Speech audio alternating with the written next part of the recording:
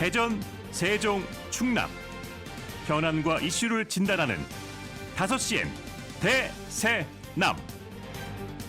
안녕하십니까. 5시엔 대세남 김영철입니다. 설 연휴 마지막 날입니다. 긴 연휴였지만 명절 챙기느라 또 일하느라 여러 이유들로 쉬지 못한 분들은 누적된 피로에 귀경길 교통체증까지 겹쳐서 많이 힘드실 텐데요. 그런데 문제는 피로감을 높일 여지가 더 있다는 겁니다. 명절 연휴 동안 갑자기 늘어난 교통량으로 전국 곳곳에서 엄청난 온실가스를 배출하면서 기후위기의 속도감을 높이는 데 한몫을 했기 때문입니다.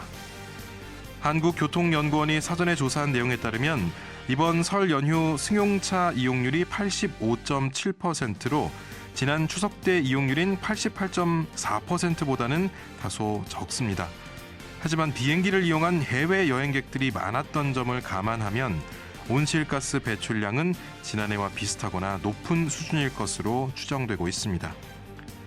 지난 추석 연휴와 비슷한 3,500만 명 정도가 이동했다고 가정했을 때 배출되는 이산화탄소는 1,000톤에 육박합니다.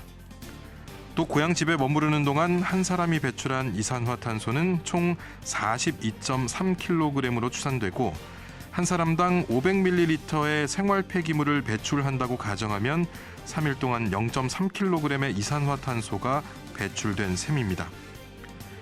우리가 더는 편한 것에 기대어 살 수는 없게 됐다, 이런 이야기이기도 합니다. 더 큰 피로와 고통이 우리의 현실로 다가오지 않게 하기 위해서라도 명절 폐기물의 꼼꼼한 뒤처리와 분리수거 그리고 음식물 쓰레기 양을 줄이는 일에 조금 더 신경 써야겠습니다.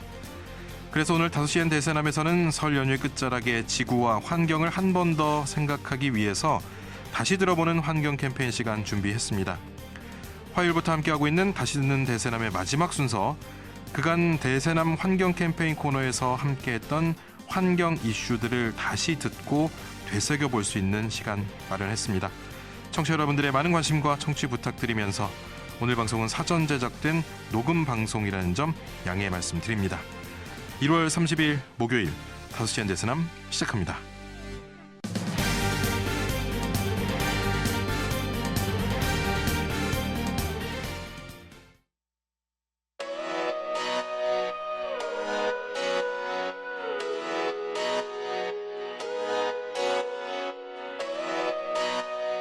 다섯 시엔 대세남은 여러분의 참여와 제보로 이루어집니다. 단문 50원, 장문 100원의 유료 문자 샵 2309번, KBS 대세남 유튜브 채널과 페이스북, 카카오톡 채널 5시엔 대세남으로 참여와 제보하실 수 있습니다. 선정되신 분께는 모바일 상품권 보내드립니다. 여러분의 뜨거운 관심과 제보 기다리겠습니다. 5시엔 대세남 설 연휴 특집 마지막 순서로 탄소 배출에 대한 오해와 진실을 짚어보는 다시 들어보는 환경 캠페인 시간 마련했습니다. 사회적 협동조합 혁신청 김영진 이사장과 함께합니다. 이사장님 어서 오십시오. 네, 안녕하세요. 탄소 배출과 관련해 어떤 주제 먼저 살펴볼까요? 정부에서 국내 안전인증인 KC 인증을 받지 않는 해외 직구를 금지하겠다. 뭐 그런 식으로 얘기를 해가지고 이제 엄청 큰 반발이 있었잖아요. 물론 관련해서 철회를 하긴 했지만 탄소 발자국이라고 하는 환경적인 요인의 측면에서 이 해외 직구를 우리가 어떤 식으로 바라봐야 되는지 그런 얘기들을 해보면 좋을 것 같습니다. 저도 예전에는 정말 해외 직구라는 게 굉장히 복잡하고 그렇죠. 여러 개를 거쳐야 되지만 지금은 아주 간단해져서 사실 인터넷 쇼핑을 하시는 분들은 한 번쯤은 경험을 해보셨을 것 같은데 그러니까 이번에 이제 KC 인증 받지 않은 해외 직구는 하지 못하게 하겠다 했다가 결국엔 철회를 했습니다. 그렇죠. 그러면 해외 직구 규제 정책에 대해서는 이사장님은 어떻게 보십니까? 저는 뭐 이 해외 직구 자체를 막을 수는 없다고 생각을 하거든요. 근데 다만 이 해외 직구와 관련해 가지고 정부 차원에서 좀 통일된 어떤 균형 감각은 좀 필요할 것 같습니다. 그게 규제가 될 수도 있고요. 정책들을 새롭게 이제 부응하기 위해서 혹은 이제 발전시키기 위해서 인센티브를 더 주는 이런 방식들도 있겠죠. 그래서 무조건 금지하는 것은 사실은 시민분들도 그렇고 많은 분들이 국민들이 납득하기 어려운 환경인데 예. 그럼에도 또 안전 문제라든지 혹은 오늘 얘기할 환경 문제에 대해서는 어떤 예. 정부가 가이드라인을 내놔야 되는 것은 사실이거든요. 근데 예, 예. 그런 것에 대한 별도의 논의 없이 섣부르게 이제 금지부터 하는 것 자체에 대해서는 뭐 예. 많은 분들이 느끼다시피 저도 예. 반대하는 그런 입장입니다. 예. 그러니까 이제 해외 직구가 사실 국내보다 조금 저렴한 가격에 살 수 있는 경제성 측면에서 많이 집중을 다들 하고 계시고 구하지 못하는 걸 구할 수 있는 또 그런 네. 희귀성 이런 면에서도 집중을 하고 계시는데 말씀해 주신 대로 탄소 발자국이라는 말씀을 해 주셨어요. 우리가 일상생활에서 사용을 할 때 이제 당연히 탄소가 배출이 되잖아요. 예. 근데 이 탄소가 배출되는 것에 대한 계산을 내가 직접 사용하는 것에서만 국한하지 않고 예. 이 생산과 유통 그리고 사용 또 폐기하는 그 모든 과정에 대해서 탄소 예. 배출량을 계산하는 겁니다. 그러니까 모든 순간순간에 이 탄소 발자국이 찍혀 있다. 예, 예. 그래서 이 우리가 탄소 배출량을 실제로 줄이려면은 그 제품을 사용하거나 뭔가 행위를 할 때 사용이라고 하는 그 단편적 행위에 집중하는 것이 아니라 예. 그 제품의 전 과정에 대해서 집중해 보자. 그래서 각각의 과정들에 대해서 실제로 탄소 배출량을 측정하고 어떻게 해야 이 탄소 발자국을 줄일 수 있는지 예, 예. 그런 부분들을 좀 전략적으로 고민해 보자라는 의미로 좀 나타난 그런 개념입니다. 예. 아무래도 이제 모든 일상생활에 탄소 발자국이라는 개념을 좀 대입해서 생각을 해보면 이게 얼마나 시작부터 끝까지 하나하나 다 묻어있는 것이냐 그렇죠. 이런 고민을 해볼 텐데 해외 직구랑 탄소 발자국이랑 이게 어떤 연관이 있을까라는 네. 근본적인 질문을 해보면 저는 이거 답을 찾지 못했거든요. 어떤 연관이 있습니까? 제품을 만들어내는 과정에서도 많은 탄소가 배출이 되지만 예, 예. 가장 많이 배출되는 영역은 거의 유통 분야예요. 유통이요. 네, 특히 이제 이 해당 제품이 나에게로 오는 과정까지 비행기를 타고 오느냐, 배를 타고 오느냐, 예. 어쨌든 뭔가를 타고 올 거 아니에요. 예. 그럼 사실은 상식적으로 생각을 해봐도 과일을 먹을 때 바나나 같은 것들은 대부분 수입을 해서 먹잖아요. 그렇죠. 근데 수입을 해올 때 당연히 뭐 배를 거치든 비행기를 거치든 어떤 유통 과정을 거치는데 예, 예. 만약에 내가 사는 곳 근처에서 생산된 바나나를 내가 먹는다고 하면은 예. 그 바나나가 우리 집으로 오기까지의 과정에 대해서는 사실은 탄소 배출량이 엄청나게 줄어들겠죠. 그렇죠. 그래서 사실은 환경적인 측면에서 그런 이제 로컬 푸드라든지 예. 뭐 이런 부분들이 강조되는 이유가 탄소 발자국 이슈 때문이기도 하고요. 또 한편으로는 어떤 음식이 장거리 동안 이동을 하게 되면은 예. 당연히 방부제라든지 여러 가지 화학 제품들을 사용할 수밖에 없잖아요. 예, 예, 예. 근데 내가 사는 곳 인근에서 이제 생산된 음식들을 먹게 되면은 그 생산되고 나서 얼마 있지 않고 바로 내가 먹게 되는 상황들이 있다 보니까 예. 훨씬 더 건강한 측면들이 있죠. 그래서 어느 나라를 가더라도 국산 음식이 대부분 다 건강에는 좋습니다. 예. 그러니까 그 해당 국가 내부에서 생산하는 것들이요. 그렇죠. 그러면은 이제 뭐 탄소 발자국을 줄이려면 말씀해 주신 대로 여러 가지 단계들이 있지만 이 중에서 우리가 좀 주목하고 집중해야 될 부분이 있다면 유통 분야를 지금 말씀해 주셔가지고 네. 이거를 줄일 수 있으면 어쨌든 발자국이 줄어드는 셈이 되는 거잖아요. 그렇죠. 예. 그러니까 이걸 좀 잘 생각을 해보시면 좋은 게 우리가 해외 직구를 많이 주목하는 이유 중에 하나는 예. 제품의 다양성도 물론 좋은 장점이 되겠지만 결국에는 소비자분들이 체감하게 될 그 경제적인 효과거든요. 예. 같은 제품을 구입하더라도 해외 직구로 구입을 하면 엄청나게 싸잖아요. 그러면 그렇죠. 사실은 예. 소비자의 입장에서는 굉장히 현명한 소비를 했다고 판단할 수밖에 없어요. 그런데 환경적인 측면에서 사회적으로는 더 부담이 되는 거거든요. 개인에게는 이득일지언정 사회적으로는 환경적인 손실을 계속해서 가중시키는 거예요. 예. 그러다 보니까 이 해외 직구라고 하는 것이 개인에 대한 경제적인 이득뿐만 아니라 사회적인 비용에 대한 부분까지 고려를 해서 저는 측정을 해야 된다라고 생각을 해요. 예. 정부에서 해외 직구와 관련해서는 결국에는 국내 유통망과 예. 관련된 플랫폼 기업들을 보호하려고 이제 무리하게 저는 정책을 추진했다고 생각을 하는데 근데 저는 오히려 만약에 그런 규제를 생각했었다면은 우리에게로 판매하는 그런 해외 직구 제품들은 탄소 라벨링 그러니까 탄소 예. 발자국이 얼마만큼 찍히는지를 무조건 기록하고 그것에 대해서 일정 정도 관세를 부과해야 예. 우리는 이 해외 직구를 승인하겠다. 이런 식의 어떠한 사회적으로나 환경적으로나 납득할 수 있는 그런 기준을 제안하고 가이드라인을 설정했다면은 저는 그거는 그거대로 물론 그 당연히 반발이 있을 수는 있지만 예. 많은 시민들로부터 또 설득력을 얻을 수 있을 거라고 생각을 하거든요. 그래서 우리가 이 직구를 굉장히 경제적이고 혹은 이제 굉장히 현명한 소비로 생각하는 그런 인식들을 예. 환경적인 그런 부정적인 부분까지 좀 고려해가지고 좀 종합적으로 판단하면 좋겠다. 그런 생각을 계속 좀 말씀드리는 겁니다. 예. 그러니까 이게 모든 모든 일상생활에서 환경적인 부분을 고려하지 않고 있는 우리의 네. 소비 습관도 좀 있는 것이고 그렇죠. 사실상 경제적인 부분에 제일 먼저 집중할 수밖에 없는 게 네. 현실인데 그러면은 지금 탄소 발자국을 줄이기 위해서 국내에서는 그렇고 또 해외에서도 그렇고 어떤 뭐 움직임들이 지금 활발하게 일어나고 있습니까? 세계의 선진국이라고 하는 국가들은 대부분 다 탄소 라벨링 정책들을 하고 있습니다. 이 제품의 탄소 발자국을 계산해가지고 이 제품이 정확하게 어느 정도의 탄소 배출량을 나타내고 있는지를 하고 있는데 예.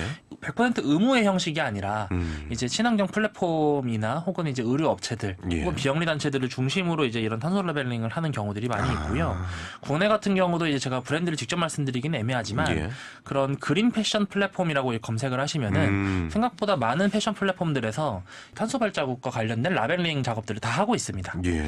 그리고 최근에 이제 이 라벨링과 관련해서 몇 킬로 정도의 이제 이산화탄소가 배출되는지 이런 식으로 표기를 하기도 하지만 예.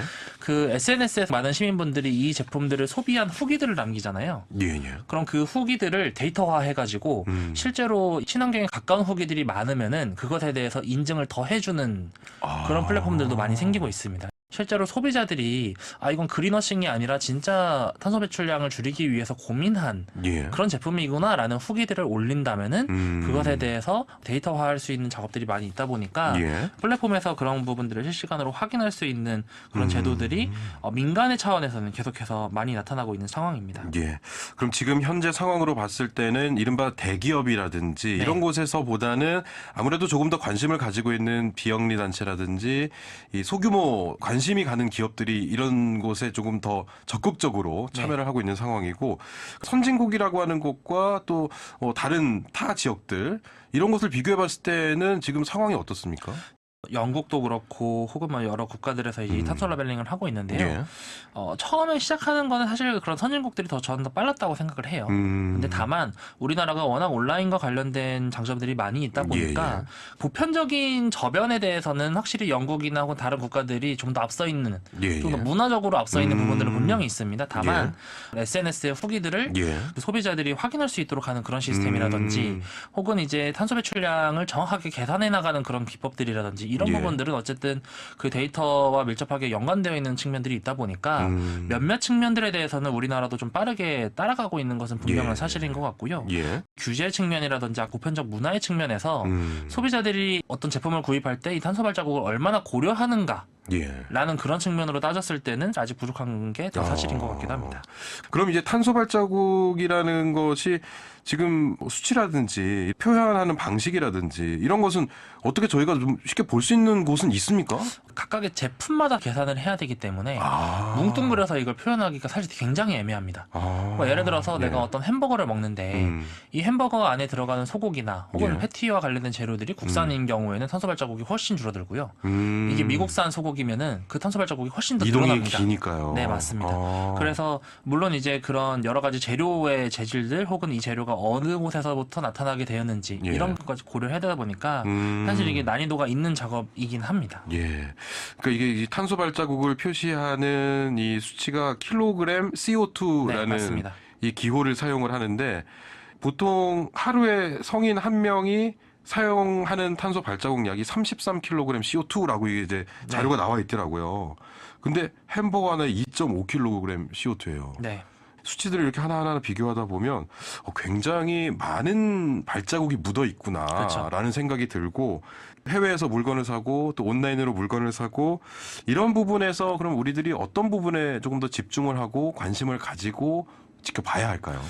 가장 좋은 것은 내가 사는 곳 인근에서 생산된 제품들을 실제로 사용하고 내가 사는 곳에서 직접 그거를 폐기하는 책임감까지 가지는 그런 플랫폼을 만들어내는 게 사실은 가장 바람직하겠죠.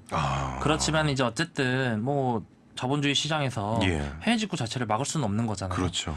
어느 정도의 저는 가이드가 필요하다고 생각을 합니다. 그러니까 이 해외 직구를 이용하게 되었을 때 소비자가 얻게 되는 현재의 경제적 이득에 대해서는 바로 직접적인 비교가 가능하잖아요. 예. 그럼 거기에 더해서 환경적인 측면이라고 하는 그 미래 비용에 대한 계산까지도 같이 해줘야 된다는 거죠. 그래서 국내에 어쨌든 유통되는 여러 해외 온라인 직구 플랫폼들과 관련해서 예. 정부가 저는 분명한 가이드라인을 제공을 해야 된다고 생각을 해요. 중금속 배출과 관련된 안전 문제들은 당연히 고려를 해서 가이드라인을 예. 내야 되는 것이고요. 이 제품들을 실제로 실제로 국내에 유통하기 위해서는 그 탄소 발자국과 관련해가지고 어떠한 지침을 어떻게 계산을 해서 이 정도 이상을 넘어서는 것은 아예 안 되게 한다든지 예. 혹은 무조건 의무적으로 표기를 하게 해가지고 소비자들이 내가 현명한 소비에 대한 판단을 객관적으로 할 수 있도록 하는 지표들을 빨리빨리 만들어줘야 된다는 거죠. 환경적인 측면이라고 하는 그 미래 비용에 대한 측면도 고려해가지고 현명한 소비를 할 수 있는 그런 환경들을 만들어주는 게 앞으로도 필요하다고 판단이 됩니다. 예. 그러면 이런 미래 비용을 책정하거나 측정할 수 있는 이런 방식들에 대한 연구는 조금 이루어지고 있습니까? 네, 탄소 국경세를 저희 예. 코너에서 많이 얘기했잖아요. 그렇죠. 예. 그러니까 사실 탄소 국경세를 얘기할 때 그 기준이 결국 탄소 발자국이에요. 아. 그러니까 모든 제품에 대해서 예. 탄소 발자국을 측정해야 되는 것이 어쨌든 글로벌 스탠다드인 예. 것이거든요. 근데 근데 다만 기업과 기업 간에 혹은 이제 여러 관세를 매기는 그런 과정에 대해서는 기업들이 어느 정도 적응을 해나가고 있는데 예. 실제로 개인 소비자들이 소매를 하는 그런 영역까지는 아. 아직 이제 이게 미치지 못하고 있는 영역들인 거예요. 예. 앞으로 확산이 될 것 같긴 한데 저는 조금 더 빠르게 좀 더 문화로서 자리매김하면 좋을 것 같습니다. 예. 아무래도 아직 어색한 용어이고 또 이곳에 비용이 더 더해진다면 소비자들은 부담을 느낄 수밖에 없기 때문에 이 부분에 대한 어느 정도의 공식적인 그런 계산식이라든지 용어 정리라든지 이런 것이 좀 국가적인 차원에서 필요하지 않을까 이런 생각이 듭니다. 해외 직구 문제를 통해서 탄소 발자국에 대한 전반적인 내용 짚어봤습니다. 탄소 배출과 관련해서 다음으로는 어떤 이야기 나눠볼까요? 최근 이제 기업들과 청년 세대의 소비 패턴이 굉장히 빠르게 변화하고 있는데요. 예.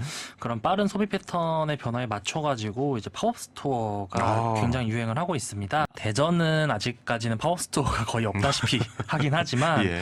그래도 수도권을 중심으로 이제 굉장히 팝업 스토어 문화가 활성화되어 있는데 빠른 소비 패턴에 맞춰가지고 다양한 브랜드를 경험할 수 있는 장점은 있지만 예. 또 그만큼 이제 폐기물 발생이라든지 혹은 변화되는 소비 패턴에 대한 불안한 요소들이 있습니다. 그래서 예. 오늘 그 얘기들을 좀 해보도록 하겠습니다. 예.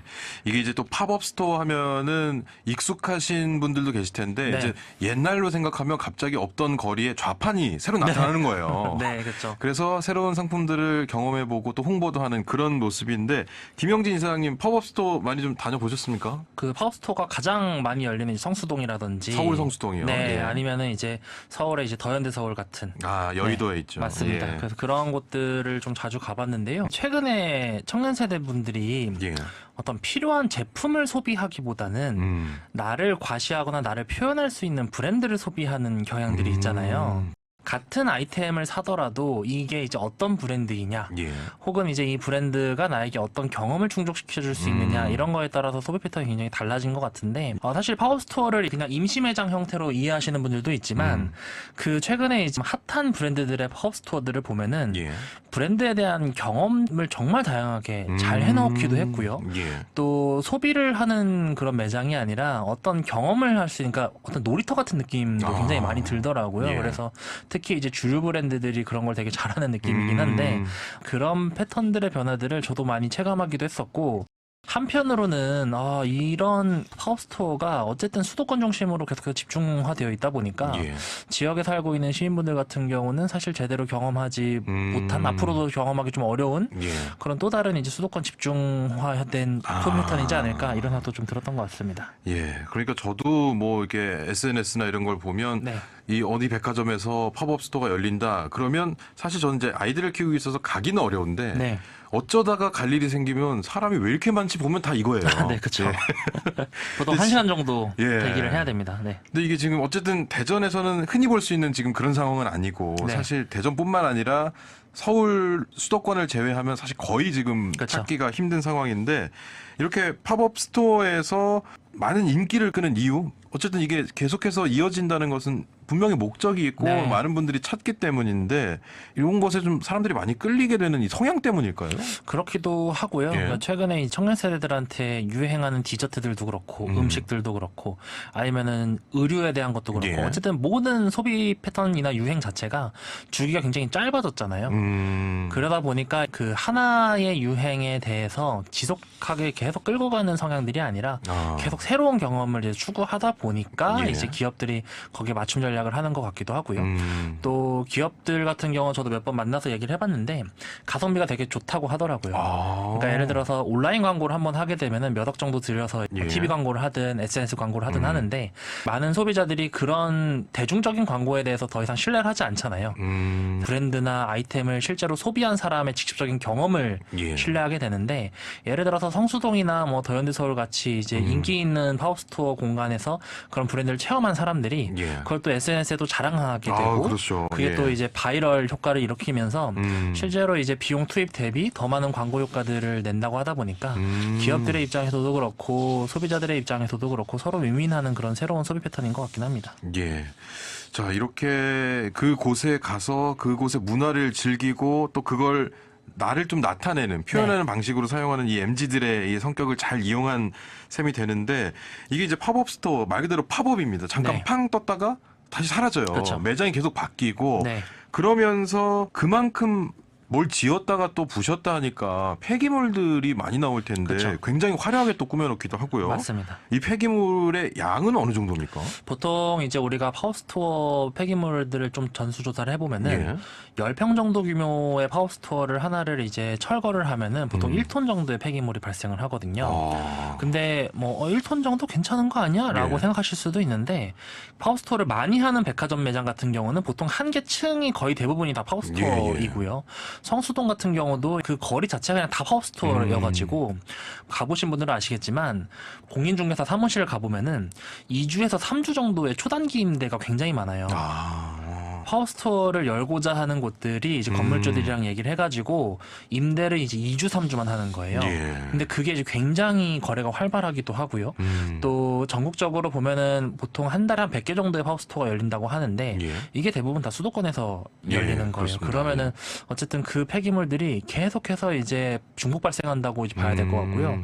또 한 가지 유의할 점은 우리가 어떤 시설물을 설치할 때 이걸 오랫동안 쓸 생각을 하면은 조금 더 품질이 좋고 또 재활용 그런 또 그 재질들이 대체로 재활용이 잘 됩니다.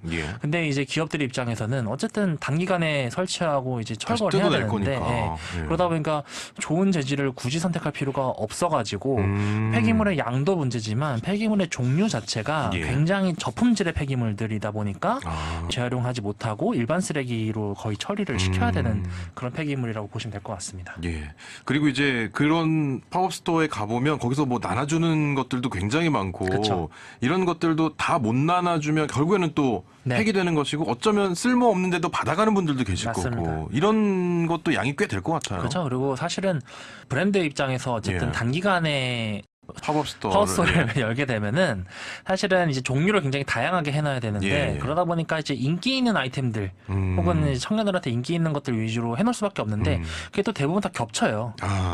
그러다 보니까 사실상 이제 필요에 의해서 그걸 받아가기보다는 내가 여기를 방문했다라는 것을 그냥 단순히 기념하기 위해서 받아가는 그런 소규모 굿즈들이 많다 보니까 아무래도 말씀하셨던 그런 우려들은 더 클 것 같긴 합니다. 그러면은 이곳에서 나오는 폐기물이라든지 이런 것들에 대해서 어느 정도 기준도 마련이 되어야 이게 많이 지어지고 부서지더라도 재활용을 할 수 있는 뭐 기준들이 좀 있으면 좋을 것 같은데요. 근데 이제 뭐 이 팝스토어 유행 자체가 얼마 되지 않았기 때문에 법적으로는 당연히 이것을 정확하게 이제 명시하고 있는 것은 없고요. 대체로 이제 건설 폐기물로 봐야 되긴 하는데 이 패턴이 너무 짧기도 하고 그러다 보니까 이제 제대로 관리 감시도 안 되고 그래서 사실상 그냥 건설 폐기물 혹은 이제 대형 폐기물 정도 수준으로 거의 관리가 되는 것 같고요. 아직까지는 이제 법적 사각지대에 있는 폐기물 유형이라고 보시면 될 것 같습니다.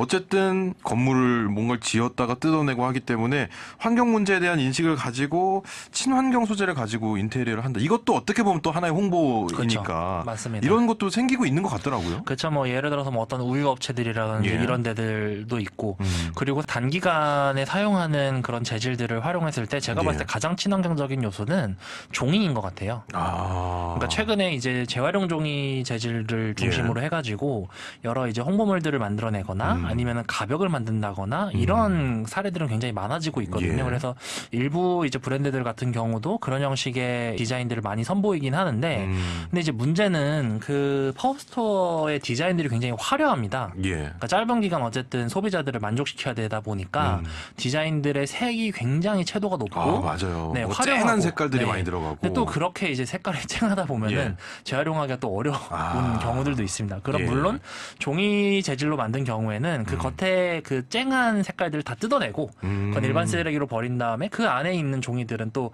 탈색해가지고 잘 쓰면 또 재활용할 수가 있긴 하거든요. 그런 새로운 재질들을 테스트하면서 이제 브랜드를 홍보하는 곳들이 늘어나긴 하는데 예. 아직까지 이제 그런 곳들이 많지는 않아가지고 더 많은 기업들이 좀 참고를 하면 좋을 것 같습니다. 예. 그리고 이제 이런 곳에는 사람도 많이 모이고 또 네. 끌어들여야 되기 때문에 굉장히 소음공해에 대한 이야기도 하시더라고요. 백화점 같은 곳들은 이 소음 공해에서 조금 자유롭긴 예. 합니다. 워낙 시끄러운 곳이기도 예. 하고 또 소비자들이 없을 때 이제 공사를 보통 하니까 괜찮긴 한데 아까 말씀드렸던 성수동 같은 곳들 예. 이런 곳들은 어쨌든 그곳에 거주하고 있는 시민분들이 있다 보니까 한 브랜드가 보통 2주에서 3주 정도의 예. 수명이 있다고 했잖아요. 그러면 2주마다 옆집이 계속 공사를 하는 거예요. 아. 예, 아파트에서 뭐 저기 인테리어 공사한다고 그렇죠. 해도 공고 붙이고 협조를 구하고 아주 쉽지 않은 작업인데 이 부분도 어느 정도의 뭐 규제라든지 이런 걸 좀 만들어야 될 것 같고 어쨌든 이것도 하나의 문화이기 때문에 네. 그럼 앞으로 이 폐기물을 좀 최소화하고 친환경적으로 잘 이어져 나가려면 어떻게 운영이 돼야 될 것 같습니까? 사실은 참여하는 기업들의 역할도 크긴 하지만 예. 제가 생각했을 때는 단기간에는 공간을 제공하는 플랫폼들의 역할이 더 큰 것 같아요. 그러니까 예를 들어서 뭐 대형 백화점들이 새로운 청년 세대의 새로운 소비자들을 유입하는 요소로 보통 팝업스토어를 많이 사용하잖아요. 예. 그러다 보니까 여러 브랜드들을 많이 입점하려고 서로 경쟁이 치열한데 그 과정에서 친환경 플랫폼이나 친환경 브랜드를 홍보하겠다라고 하면은 그것에 대해서 좀 가점을 준다든지 예. 아니면은 인테리어를 하는 과정에서 최소 몇 % 이상은 재활용을 할 수 있는 재질들로 팝업스토어를 구성하라라고 하는 그런 예. 부분이라든지 그래서 실제로 백화점의 역할들이 가장 클 것 같고요. 또 한 가지 좀 우려이자 이제 좀 같이 제안하고 싶은 것은 어떤 브랜드를 소비를 하는 것이 브랜드를 잘 경험하는 것도 있지만 그 브랜드를 이제 오랫동안 내 생활에 있어서 체화시키면서 이제 좀 충성도 높게 로열티 있게 이제 소비하는 것도 좋은 소비 방식이라고 저는 생각을 하거든요. 그래서 너무 다양한 것을 짧게 이제 탐닉하는 형식으로 이렇게 소비를 하기보다는 내가 필요한 것과 또 내가 선호하는 그런 브랜드 경험들을 적절히 매칭시켜가지고 조금은 긴 호흡의 소비 패턴을 소비자분들이 추구하시고 그런 관점으로 또 브랜드들을 경험하는 것도 앞으로 이제 좋게 봐주시면 좋을 것 같고요. 이 부분들에 대해서 저는 소비자와 기업 그리고 그 공간을 제공하는 플랫폼 모두 다 역할을 좀 해주셨으면 좋겠습니다. 예. 자, 이런 모든 것들이 좀 더 정비된 후에 대전에 좀 팝업 스토어가 많이 들어오면 네, 대전, 세종, 충남 우리 지역민들도 함께 좀 누릴 수 있는 그런 순간이 빨리 오기를 좀 바라보고요. 인기를 끌고 있는 팝업 스토어의 이면에서 발생하는 폐기물 문제 살펴봤습니다. 설 연휴 특집으로 보내드리는 5시엔 대세남, 여러분은 지금 다시 들어보는 환경 캠페인을 듣고 계십니다.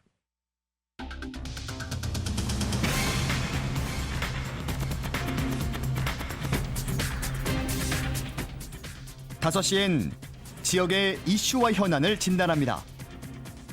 5시엔 대전, 세종, 충남 지역민의 목소리를 듣습니다.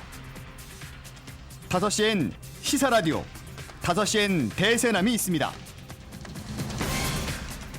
설 연휴 특집으로 보내드리고 있는 5시엔 대세남 그 마지막 시간으로 다시 들어보는 환경 캠페인 사회적 협동조합 혁신청 김영진 이사장과 함께 탄소 배출의 오해와 진실에 대한 이야기 나누고 있는데요. 계속해서 이어가 보겠습니다. 저희가 지금 탄소 배출을 줄여야 하는데 그렇지 못하고 있는 현실들에 대해서 짚어보고 있습니다. 탄소 배출을 안 하는 것 사실 불가능하고 줄여야 하는데 줄이는 것에도 한계가 있어 보입니다. 그렇다면 탄소 중립을 위해 어떤 방법들을 생각해 볼 수 있겠습니까? 보통 우리가 탄소 중립이라고 하면은 탄소를 배출하는 양과 흡수하는 양을 더했을 때 제로로 만들겠다. 배출원을 줄이는 것도 중요하지만 사실 흡수원을 좀 더 많이 늘려나가는 것도 중요한 역할이에요. 그랬을 때 산림이나 바다나 땅이나 자연적인 부분에서의 역할들이 또 상당히 중요한데 예. 그중에 최근에 이제 산림청이 산림 부분에서의 흡수원을 좀 늘리기 위해서 좀 그 나이가 많은 나무들은 베어내고 예. 또 그 베어낸 곳에 새로운 좀 어린 나무들을 심어가지고 탄소 흡수원을 늘려보겠다 이런 계획들을 발표를 하고 있습니다. 예. 뭐가 맞는 내용이고 또 우려점은 없는지 좀 살펴보도록 하겠습니다. 예. 그럼 이제 나무도 수령에 따라서 일정 이상 시간이 지나면 이산화탄소 흡수량이 좀 줄어들고 그런 모양인데 네. 그렇다면 일반적으로 봤을 때 나무 한 그루가 흡수하는 이산화탄소의 양 어느 정도로 지금 봐야 됩니까? 보통 한 그루가 이제 1년 동안 흡수하는 이산화탄소 양이 예. 약 5에서 10kg 정도가 되고요. 5에서 10kg. 네, 그리고 우리나라에 많이 있는 소나무 같은 경우는 1년에 보통 9.7톤 정도, 그리고 벚나무가 9.5톤, 그리고 상수리 나무는 16.5톤 정도를 흡수를 합니다. 예. 이산화탄소를 흡수하면 또 산소를 배출하잖아요. 예. 그랬을 때 그 성인 4명 정도가 하루에 숨을 쉴 수 있는 그런 산소를 또 공급하는 그런 역할도 하고 있습니다. 아, 말씀해 주신 것처럼 탄소 중립은 결국 배출을 아예 안 할 수는 없으니 네. 배출은 하되 그것을 양을 줄이고 또 흡수하는 양을 늘려서 이것을 어떻게 보면 흡수하는 양이 더 많아지면 더 좋겠고요. 그렇죠. 근데 나무가 그런 역할을 하고 있으니 많이 좀 심어야 된다. 이것은 이해가 됩니다만 나무를 베어내야 한다? 이거는 지금 무슨 뜻인지 잘 이해를 못 하겠는데 이거 어떻게 이해를 해야 됩니까? 일단 이 계획이 나온 예. 거는 이제 산림청이 발표한 제3차 탄소흡수원 증진 종합계획에서 나온 건데요. 예. 1970년대부터 80년대에 이제 예. 산림을 많이 심었는데 그때부터 심었던 그 산림들이 이제 수확기라는 겁니다. 수확기요. 네, 그래서 벌채가 가능한 나이가 됐고 보통 이제 30년에서 50년 정도 나이가 되었다. 예. 근데 대부분 이제 우리나라의 산림들이 이 정도 나이가 되다 보니까 산림청의 이제 논리는 그런 겁니다. 사람이 이제 어렸을 때 빨리 크기 위해서 더 많은 에너지를 흡수하잖아요. 예. 그리고 나이가 좀 더 들었을 때는 쇠퇴기에 있다 보니까 에너지를 좀 덜 흡수하는 것처럼 그 나무 같은 경우도 마찬가지로 자랄 때 이제 탄소를 많이 흡수하고 아. 나이가 많이 들면은 이제 탄소 흡수량이 떨어지다 보니까 그런 나무들을 베어내고 그곳에다가 이제 새로운 나무들을 심어내겠다. 우리 산림이 가지고 있는 그 탄소 흡수원의 역할이 예. 조금 더 증진되지 않겠느냐 이런 논리를 이제 피고 있는 거고요. 예. 일단 이제 탄소 중립과 관련된 우리나라의 계획들을 보면은 일단 27년도까지 예. 그러니까 몇 년 안 남았습니다. 이 예. 27년도까지 우리나라 전체 산림에 부여된 탄소 흡수 목표량이 3천만 톤입니다. 근데 이 중에서도 이제 94%에 해당하는 그러니까 예. 2,826만 톤의 탄소를 그 오래된 나무는 베어내고 예. 어린 나무를 새로 심는 방식으로 달성해 보겠다. 생각보다 목표치도 굉장히 좀 예. 높은 방식으로 좀 채택을 하고 있는 상황입니다. 근데 이제 단순히 듣기에는 나무를 베어내서 탄소 중립을 실현하겠다. 이것이 가능한 이야기인지 저는 감이 잘 오지 않거든요. 이게 어떻게 되는 겁니까? 제가 이제 예. 산림청의 계획을 소개하느라 최대한 건조하게 말씀드렸지만 예. 이제부터 좀 말씀드리면은 불가능하죠. 세상에 이런 계획이 어디 있습니까? 예. 물론 숲을 이루고 있는 나무들의 연령대가 어느 정도 고르게 분포되는 것이 숲 생태계에 좋다는 이론들도 많이 있습니다. 나이가 어린 나무들도 있어야 되고 예. 나이가 많은 나무들도 골고루 분포가 되어 있어야 아무래도 생태계적인 차원에서 조금 더 긍정적인 역할을 할 수 있을 것이고 예. 유럽이나 이런 곳들에서는 골라배기 형식으로 너무 상태가 안 좋거나 예. 혹은 주변에 이제 새로운 나무가 자라는 것을 방해하는 수준으로 자란 나무들이 있잖아요. 예. 그런 나무들은 실제로 골라서 베기도 하거든요. 그리고 이제 어느 정도 이제 수목 생태계를 안정화시키는 방식으로 이 방식을 쓰긴 합니다. 예. 그리고 그 산림청이 얘기하는 것도 우리도 뭐 어느 정도 골라도 배보고 전체도 배보고 해보면서 좀 예. 적절하게 방법들을 찾아보겠다 이렇게 얘기를 하는데 제가 이게 말이 안 된다고 표현을 했었던 이유는 예. 어린 나무가 자라나는 동안 흡수하는 탄소량과 예. 그 나이가 어느 정도 들은 나무가 흡수하는 탄소의 양이 정확하게 비교가 사실 잘 안 돼요.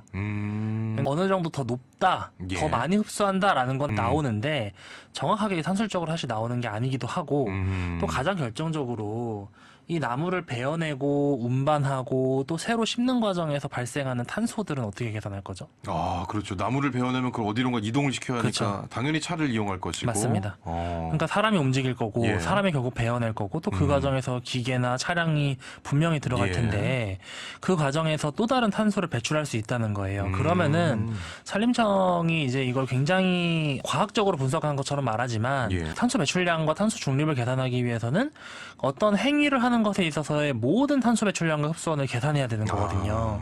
근데 지금 산림청의 논리 같은 경우는 단순하게 어린 나무와 나이가 든 나무의 흡수량만 비교를 분석하고 있는 것이지 그 과정에서 실제로 어느 정도의 탄소를 배출할 수밖에 없다라는 것에 대해서는 전혀 간과하고 있기 때문에 저는 기본적으로 이 논리가 가장 중요한 그 배출량에 대한 고민을 뺀 굉장히 단순한 그런 논리라고 좀 생각이 듭니다. 예. 그러니까 이걸 이제 산술적으로 이 나무와 이 나무를 바꿨을 때 네. 이것이 더 효율적이고 앞으로 가치가 있을 것이다. 인데 그걸 만드는 과정에 대한 그렇죠. 수식이 지금 안 만들어져 있다는 얘기군요. 맞습니다.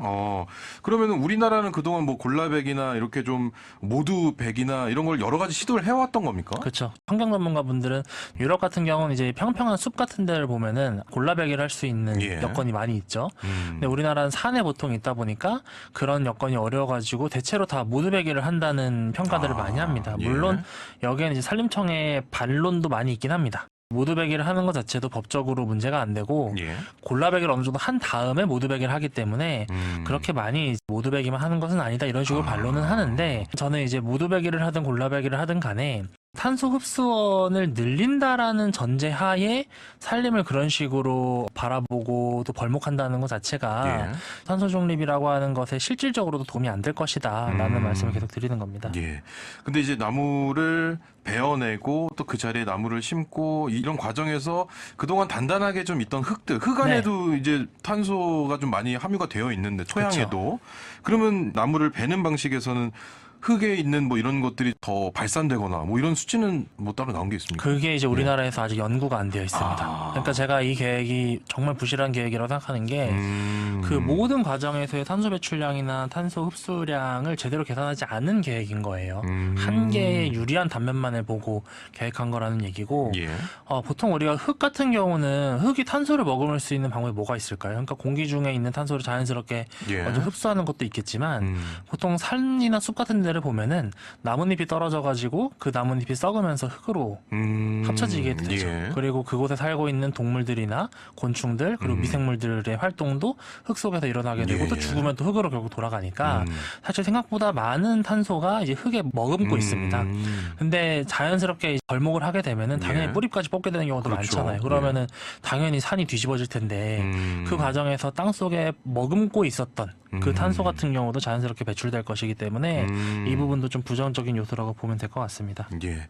그런데 이제 나무를 베어내고 혹은 그루를 뽑고 새로운 어린 나무를 심을 때 이게 자라는 또 시간이 필요하잖아요. 근데 그렇죠. 지금 아까 말씀해 주신 대로 당장 27년까지 네. 목표량이 있고 앞으로 또 2030년까지도 목표량이 여러 가지가 있는데 이 나무가 자라는 사이에 이 탄소 저장량이 다른 베어낸 나무들보다 많을 것인가? 이것에 대한 연구도 있습니까? 그게 이제 예. 불명확하다는 거죠. 모든 것이 지금 약간 네. 그냥 이게 좋을 것이다. 맞습니다. 통상적으로 어린 나무가 많이 흡수한다. 이런 네. 지금 접근이군요. 기본적으로 뭐 일부의 논문이 있거나 뭐 이렇긴 합니다. 그런데 그거 자체가 아까 말씀드렸던 것처럼 나무를 베어내는 과정 그리고 또 어린 나무가 또 성장해 나가는 그 시간에 대한 것들 예. 그리고 사실은 또 계산해 봐야 되는 것은 그 어린 나무가 성장하는 동안 일정 부분은 탄소 흡수량이 좀 적을 텐데 예. 그런데 사실은 그 오래된 나무를 그대로 둔 상태였으면은 그 오래된 나무가 좀 역할은 떨어지긴 하지만 예. 그 공백기의 시간 동안 어쨌든 계속 탄소를 흡수하고 있었을 거 아니에요. 그런 부분까지 계산을 하면은 예. 실제로 탄소 중립을 이루어야 하는 2050년까지로 좀 길게 바라보더라도 이 계획 자체가 생각보다 제 생각에는 좀 뻥튀기가 많이 되어 있다라는 생각을 할 수밖에 없고 아까도 말씀드렸지만 오래된 나무를 일정 정도 벌목하고 예. 그곳에 이제 어린 나무를 새로 심는 것 자체에 대해서 제가 반대를 하는 건 아니에요. 근데 그것을 너무 과도하게 그리고 탄소 흡수원을 절대적으로 늘린다라고 하는 부실한 계획 속에서 그걸 진행하는 것 자체는 예. 생각보다 좀 미래에 대해서 너무 낙관하고 있는 걸 수도 있고 혹은 산림청이 어떠한 이유든 간에 이 사업을 추진하기 위해서 무리한 논리를 계속해서 밀고 있다라는 생각이 지워지지 않는 것 같습니다. 예. 나무 배기를 통한 탄소 중립 실현 앞으로 어떤 방향으로 진행돼야 한다고 보시는지 이사장님의 의견도 궁금합니다. 산림이 전체 탄소 배출량이나 탄소 흡수원에 기여하는 부분들은 그렇게 많지가 않습니다. 그러니까 사실 우리가 제일 주목해야 되는 것은 에너지라든지 주거라든지 교통 부분에서의 배출량을 줄이는 거지 예. 산림 영역에서의 흡수원은 아무리 많이 쳐줘봐야 9%에서 10%밖에 안 되거든요. 그러니까 전체 탄소 배출량 영역에서요. 예. 그러다 보니까 이 부분에 너무 이제 많은 기대를 하는 것보다는 기존의 생태계를 어느 정도 유리하게 가져가고 또 가장 걱정하는 것은 어쨌든 인간이 숲이나 생태계를 마음대로 컨트롤할 수 있다라는 기본적인 개념이 있기 때문에 저는 이런 무리한 계획이 나온 거라고 생각이 들거든요. 그래서 그런 개념 없이 원래 해야 하는 일에 좀 집중하는 그런 계획들이 많이 나왔으면 좋겠습니다. 예. 탄소 중립 실현을 위한 나무배기의 오해와 진실에 대해서 살펴봤습니다. 이사장님 말씀처럼 인간이 숲을 비롯해 자연을 통제할 수 있다는 논리, 거기에서부터 문제가 발생할 수 있다는 것 다시 한번 되새겨 봐야겠습니다. 저희가 해외 직구도 살펴봤고 팝업 스토어와 폐기물, 나무 배기, 나무 심기까지 짚어봤습니다. 이제 오늘의 마지막 이야기가 될 것 같은데요. 탄소 배출 문제를 일으키고 있는 주범, 이번에는 어떤 겁니까? 네, 최근에 이제 환경단체들 사이에서 그린보트에 예. 대한 비판이 이제 좀 커지고 있습니다. 그러니까 환경단체 중에서 이름이 이제 환경재단이라는 단체가 예. 있습니다. 친환경 크루즈 여행을 이제 그린보트라고 부르면서 이제 하고 있었던 거거든요. 예. 그래서 2005년부터 한 2019년도까지 계속 매년 운영하시다가 코로나 때부터 이제 잠깐 중단됐다가 이제 올해 1월에 예. 이제 다시 재개를 하려고 이제 참여자 모집도 끝난 상황입니다. 근데 이제 친환경 크루즈 여행이라고 예. 하는 말이 사실 좀 이상하죠. 어색하죠. 예. 네, 그 해당 사업에 대해서 좀 자세하게 좀 들여다보도록 하겠습니다. 예.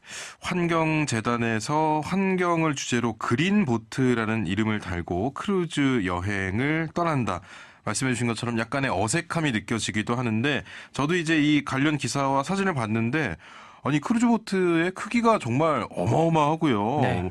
이를테면 타이타닉 정도의 그런 급의 아주 큰 그렇죠. 크루즈선이고 그런데 무엇을 어떻게 운영하는 것이길래 그린보트라는 이름이 붙여진 겁니까? 일단 규모 자체가 예. 일반적인 크루즈보다도 확실히 큰 규모라고 하더라고요. 그래서 11만 4,500톤 정도 규모이고 예. 여기에 승무원까지 합쳐가지고 3,780명이 탈 수가 있습니다. 와. 그래서 이번에 이제 그린보트 행사 참여자가 2,400명이고요. 예. 한 1,000명 정도가 승무원이에요. 그래서 정말로 이제 큰 규모의 크루즈 선이라고 예. 보시면 될 것 같고요. 7박 8일 정도의 코스로 이제 크루즈 여행을 하게 되는데 예. 부산을 시작으로 대만을 들렀다가 일본을 들르고 다시 이제 돌아오는 그런 코스입니다. 그 안에서 이제 그래도 좀 친환경 캠페인으로 뭘 하나 이렇게 좀 봤더니 이제 정수기를 설치해서 이제 개인 텀블러를 사용한다던가 예. 아니면은 7박 8일 일정 중에 하루 그 예. 중에서도 한 끼를 이제 채식을 체험하는 그런 캠페인이라든지 예. 아니면 뭐 종이빨대에다 나무 스푼 사용한다든지 아니면 이제 환경 분야의 유명한 강사들의 강연을 듣는다든지 이런 내용들입니다.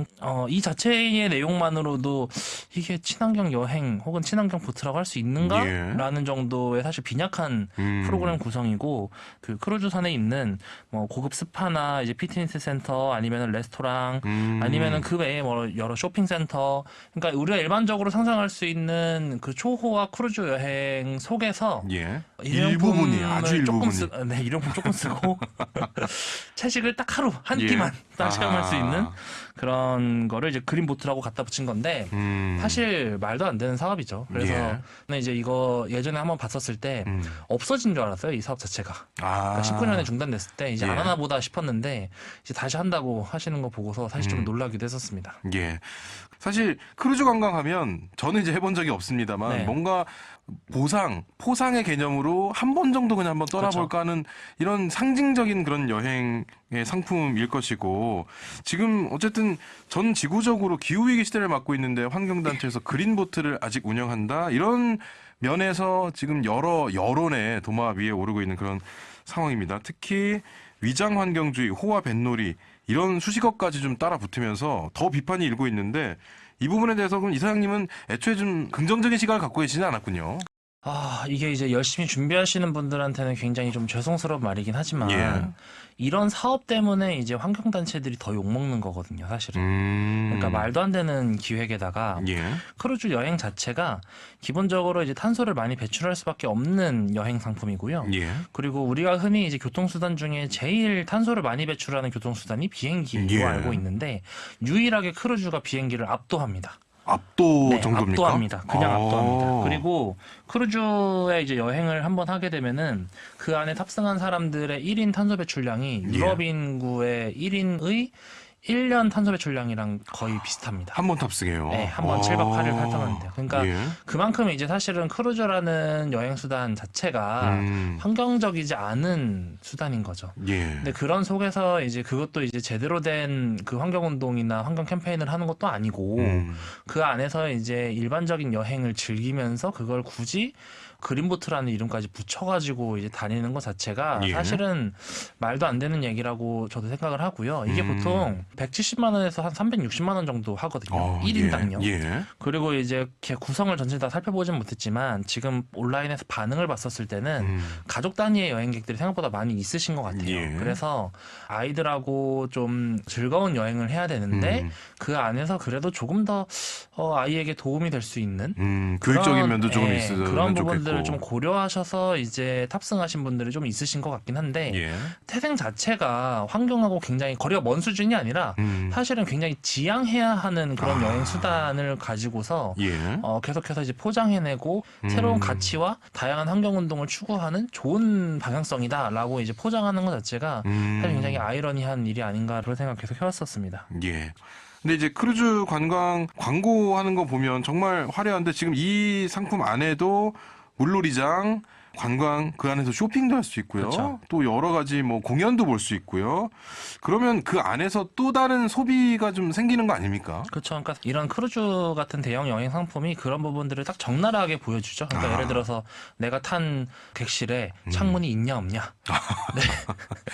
그리고 이제 쇼핑센터에서 내가 돈을 얼마만큼 소비할 수 있냐 없냐. 뭐 예. 이런 식의 자본주의의 계급성들을 정확하게 보여주는 게 사실 크루즈 여행이거든요. 근데 저는 그렇다고 이제 크루즈 여행을 절대 가서는 안 된다라는 입장까지는 아니에요. 사람들이 한 번쯤 이용해보고 싶다고 하면은 저는 한 번쯤 이용해보는 건 좋다고 생각을 해요. 예. 그리고 이제 부모님들 효도관광 명목으로도 이제 많이 하시니까요. 예. 근데 그게 아니라 내가 이번에 친환경 캠페인으로서 이번에 아. 그린보트를 탑승하겠어. 이건 완전히 다른 거잖아요. 그러니까 이 크루즈 산업에 대한 전면적인 비판이라기보다는 왜 반환경적인 이런 여행 상품에다가 말도 안 되는 친환경이라는 것을 붙여가지고 이런 식으로 이제 환경운동을 왜곡하느냐. 예. 그것도 국내에서 사실은 규모로만 따지면은 좀 앞순위에 있는 그런 환경재단이라는 단체가 그걸 예. 굳이 왜 하고 있느냐라는 것에 대해서 많은 분들이 불편한 감정을 느끼고 계신 것 같아요. 예. 그러니까 말씀해주신 대로 크루즈 관광을 추진한 주체가 환경재단이라는 환경단체이고요.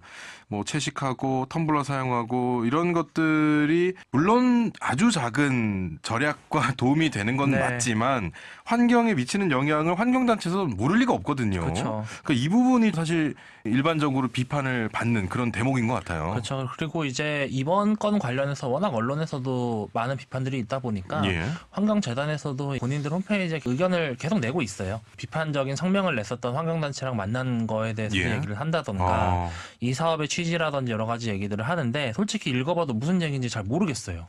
무슨 평화와 관련되어 있는 사업으로 같이 추진을 했는데 환경운동의 다양성들을 국경을 초월해서 망망대해인 바다 위에서 크루즈라고 하는 특별한 마을에서 느껴보도록 하고 싶었다. 이런 취지거든요. 그럼 굳이 그린보트라고 하지 않아도 되는 거 아닙니까? 그렇죠. 그렇기도 하고 예. 그게 도대체 환경운동이랑 무슨 상관이 있냐. 그렇죠. 예를 들어서 예. 우리 플라스틱 협약을 부산에서 예, 했었을 맞습니다. 때 부산에 들어온 배 중에 하나가 그 레인보우 워리어호라고 하는 배가 있었어요. 예. 이 배가 어떤 배냐면은 국제적으로 이제 바다를 떠돌아다니면서 불법적인 폭영을 감시한다든지 아니면 바다에서 쓰레기 문제라든지 여러 이제 감시해야 될 것들이 있잖아요. 예. 그거를 같이 타고 다니면서 그리고 심지어 이제 그 안에서 석유를 최소화할 수 있도록 운영까지도 고려를 하면서 그 배를 운영하는 그런 환경단체들도 있거든요. 예. 그러니까 예를 들어서 그린보트라고 하는 환경재단이 진짜 바다 위에서 환경에 대해서 고민해 볼 수 있는 그런 프로그램을 짠다면은 조금 난이도는 있겠지만 바다에서 이루어지고 있는 여러 불법적이고 반환경적인 것들을 바로잡는 형태의 환경 프로그램들을 제공했다면은 그리고 그 배의 형태도 크루즈가 아니라 프로그램에 적합한 형태의 배를 제공했다면은 저는 오히려 칭찬을 많이 받았을 거라고 생각이 예. 들거든요. 바다라고 하는 그 인류의 공공재 가 최근에 이제 굉장히 무분별하고 반환경적으로 쓰여지는 것들에 대해서 비판의식이 많이 있는데 예. 그런 부분에 대한 얘기들은 이 그린보트 프로그램에 하나도 없고 단순히 이제 강좌들을 듣는다 혹은 일회용품 조금 쓴다 이런 예. 걸로 이제 환경 얘기를 하니까 사실은 이제 앞서도 말씀드리긴 했지만 진짜 비판을 피할 수가 없고요. 그리고 제가 이제 제일 좀 염려스러운 것 중에 하나는 예. 환경재단에 낸 입장문 중에 하나가 이런 게 있었어요. 그러니까 이번에 진행되고 있는 이거는 어쨌든 취소 수수료나 이런 재정적인 부담 때문에 일단 진행한다. 예. 대신에 이 여행이 끝나고 나서 그 다음에는 이 프로그램에 대해서 근본적으로 고민해보겠다 이런 입장문을 아예 발표를 했거든요. 일단 간다는 거군요. 그러니까요. 예. 그러니까 이런 부분들 자체가 사실은 앞으로 이 단체의 진정성에 대해서 많은 분들이 의심할 수밖에 없는 그런 좀 문제의식을 갖게 할 수밖에 없는 것 같습니다. 예. 근데 다른 나라들 사례 보니까 크루즈 관광을 통해서 또 환경적인 문제들이 발생하는 경우 이런 문제 때문에 그 지역 사람들이 입항을 거부하는 그런 경우도 있었더라고요. 그렇죠. 그러니까 예를 들어서 이탈리아 베네치아 같은 경우는 예. 크루즈 관광선이 딱 오게 될 때 배가 너무 크잖아요. 예. 예를 들어 배가 이제 항구에 정박하게 되면은 파도가 너무 세게 치는 거예요. 예, 예. 그러다 보니까 베네치아에 있는 문화유산들이 손상간다. 들어오지 마라. 혹은 이제 모래사장이 훼손된다. 예. 혹은 이제 많은 관광객들이 그냥 단순히 딱 찍고 그냥 나가잖아요. 그렇죠. 그리고 이제 그 안에 있는 배에 쓰레기들이나 여러 이제 부담스러운 것들을 또 귀향지에다가 버리고 가는 경우도 많이 있고요. 크루즈 여행 선 자체가 오는 것을 이제 거부하는 예. 그런 곳들도 사실 굉장히 늘어나고 있죠. 그래서 뭐 바르셀로나 혹은 마요르카 예. 혹은 베네치아 이런 곳들이 아예 금지를 하거나 아니면 주민분들이 적극적으로 반대하고 있는 대표적인 여행지 중에 하나입니다. 그러니까. 일단 크루즈라고 하는 예. 여행 수단 자체는 절대 친환경적일 수는 없어요. 그러니까 일부 필요하신 분들의 그 여행 상품으로서의 기능은 좀 적정 규모 안에서 최소한의 여건으로서 진짜 필요하신 분들에게만 간헐적으로 제공되는 걸로 그냥 가면 저는 좋을 것 같고요. 예. 만약에 저는 그린보트라고 하는 이름으로서 어떤 배가 출항을 한다고 한다면은 레인보우 워리어호처럼 예. 실제로 바다 위에서 발생하고 있는 여러 불법적인 부분들 그리고 바다에 있는 여러 생태계를 파괴해 나가는 인류의 활동들을 감시하는 그런 활동들이 병행되는 배라면은 저는 그린보트라는 이름이 붙을 것 같아요. 지상에서 할 수 있는 친환경 운동을 굳이 배 위에서 할 필요는 없는 거거든요. 지상에서는 지상에서의 친환경 운동이 있는 것이고 바다에서는 바다에서의 친환경 운동이 있는 것인데 제가 가장 비판하는 거는 환경 운동을 고민해 보시는 그 환경재단이라고 하는 곳에서 그 그린보트를 쓰시면서 바다에서 할 수 있는 바다에서만의 친환경 운동은 하나도 고민 안 하시고 그런 고민의 흔적이 없다. 그렇죠. 그런 거 하나도 안 넣어놓고서 이거를 이제 그린보트라고 얘기하니까 아시는 분들이 이런 식으로 프로그램들을 짰다고 하니까 사실 같이 환경운동 고민하는 입장에서 예. 더 배신감도 들 수밖에 없고 환경재단도 재단이지만 이번에 이제 그린보트 여행에 참여하신 참여자분들이 좀 걱정이긴 해요. 그 취소 규정도 살펴보니까 지금부터는 이제 취소하면은 100% 다 못 받아요.